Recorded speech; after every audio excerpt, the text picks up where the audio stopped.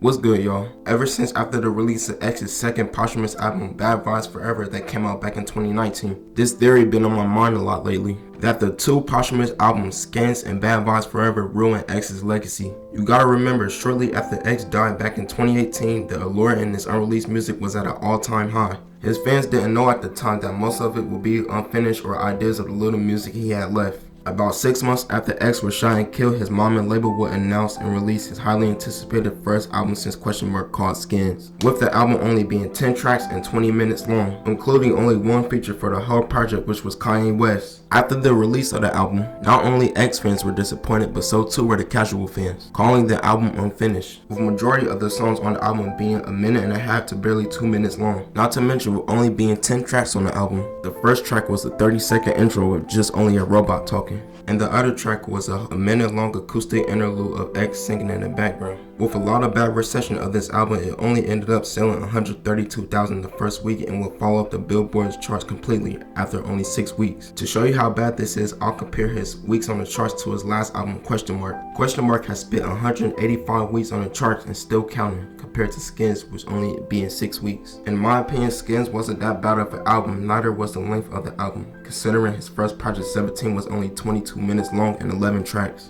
But I came to the conclusion that Skins should have been his last album. But sadly it wasn't, with his record label dropping the next album a year later called Bad Vibes Forever. This project looked nothing like an X album, with 25 tracks, 19 featured artists, and a length of 58 minutes on the album. To give you a perspective, X's first 2 albums only had 5 features combined, and even Skins only had 1 feature. What this told me was that they put random features on unfinished songs that X had left. After I listened to the album, I was so disappointed on how greed of a record label could ruin somebody's legacy. In this hour-long album, there were only 9 solo songs by X, which were majority interludes of him singing in the background.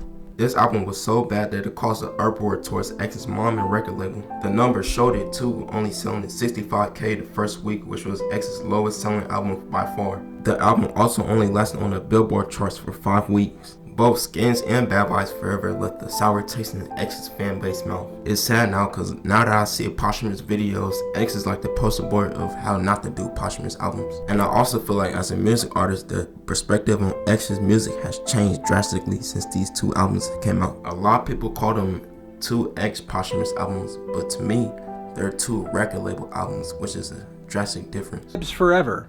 The new posthumous album from XXXtentacion, and yes, it's not very good.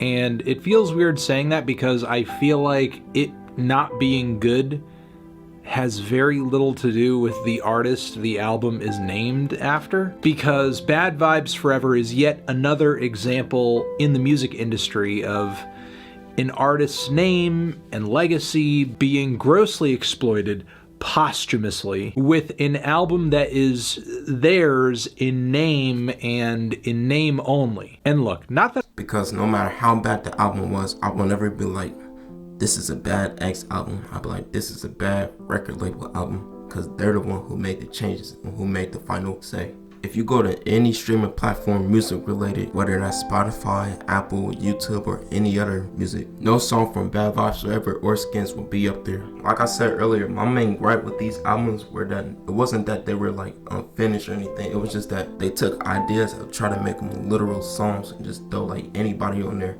or some like just even him in the background with poor quality, and like them getting finalized by an actual record label saying like, this is okay, this should be pushed and this should be promoted and this should be on streaming platforms. But these are my thoughts on the situation, and thanks for watching.